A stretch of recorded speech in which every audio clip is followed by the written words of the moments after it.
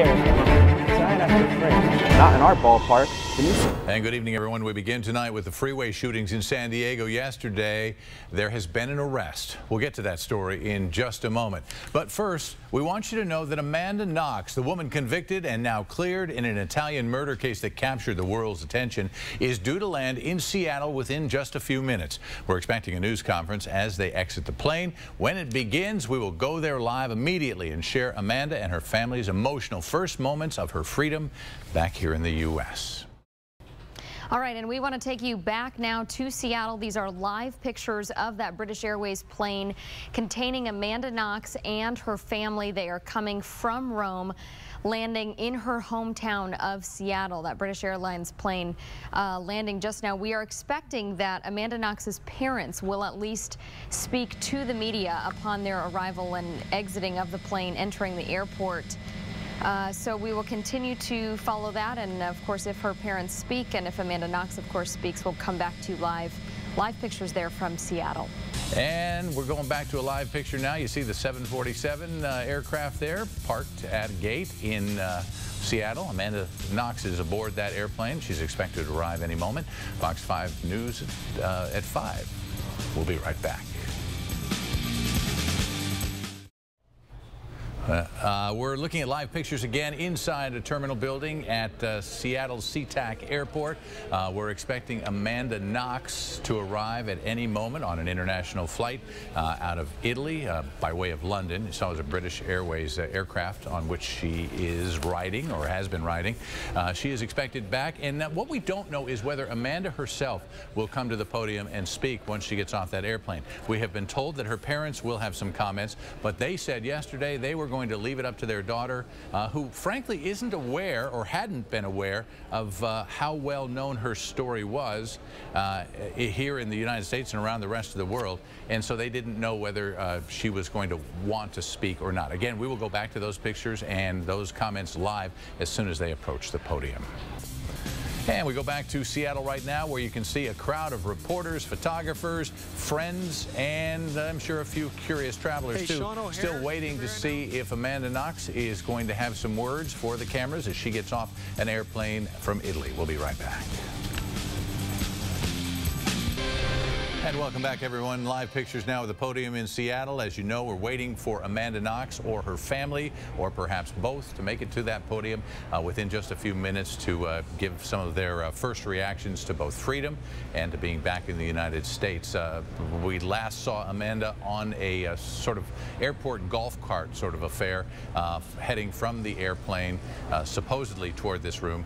We're not absolutely certain Amanda is going to have anything to say, but her parents had indicated yesterday that they would have a few words at least, and perhaps Amanda would too. We'll go to that as soon as we see her there at the podium. And we begin tonight with breaking news. Fox 5 has just learned the body found over the weekend is missing Mira Mason nursing student Michelle Lay. Volunteers from Team Amber discovered the body on Saturday near Pleasanton in Northern California, and tonight the Alameda County Coroner's Office confirmed it through fingerprints.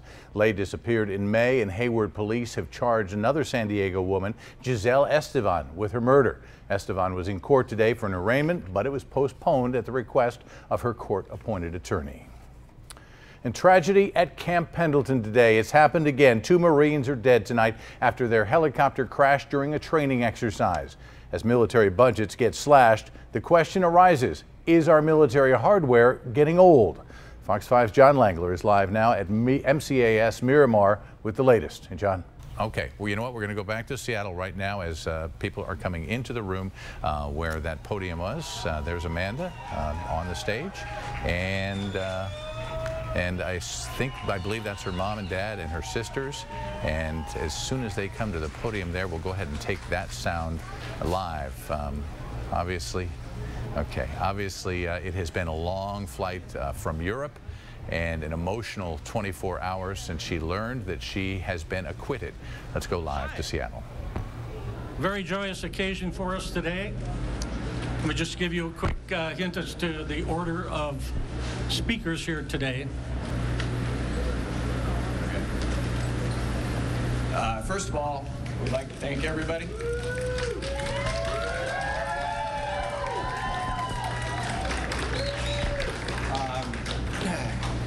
as Ted said, this has been a very long 4 years, but we couldn't have made it through it without all you people out here that have supported us. And especially Amanda. Yeah. All I can say is, again, thank you.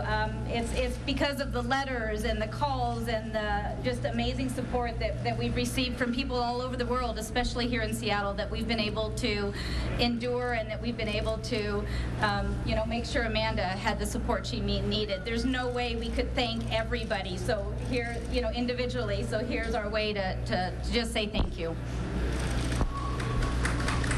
I'd like to add in one more thing. We'd also like to send our appreciation to our Italian lawyers, Carlo Della Vedova, Luciano Girga, and Maria Del Grosso. They did a fantastic job on that side of the pond, and Ted was phenomenal on this side of the pond, and obviously we couldn't have done it without you. So appreciate that. You want to talk? Yeah. Ed and I will take any questions if anybody has any. Oh, there's a couple hands over there. How are you going to hear it?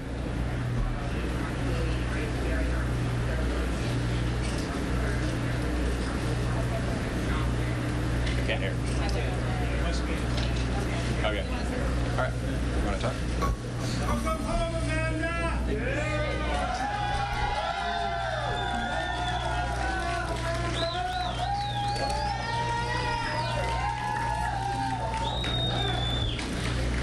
They're reminding me to speak in English because I'm having problems with that.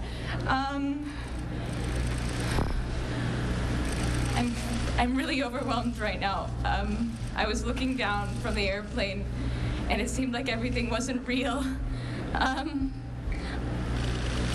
What's important for me to say is just thank you to everyone who's believed in me, who's defended me, who's supported my family.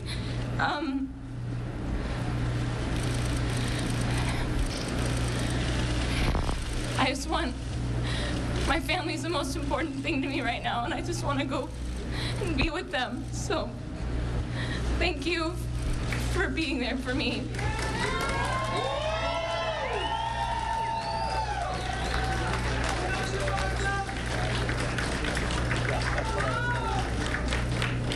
That is going to end it today. Thank you for coming. As you can imagine, the family's been under a great deal of stress, emotional and otherwise. It's been a long flight back for them as well. They're tired. I would really ask a big favor of all of you, and that is to give this family some time. Give them some slack. Let them readjust to whatever normal life is going to be now that Amanda is home. So please, give them some peace, give them some time. I really thank you. Seattle now, come back live to the studio.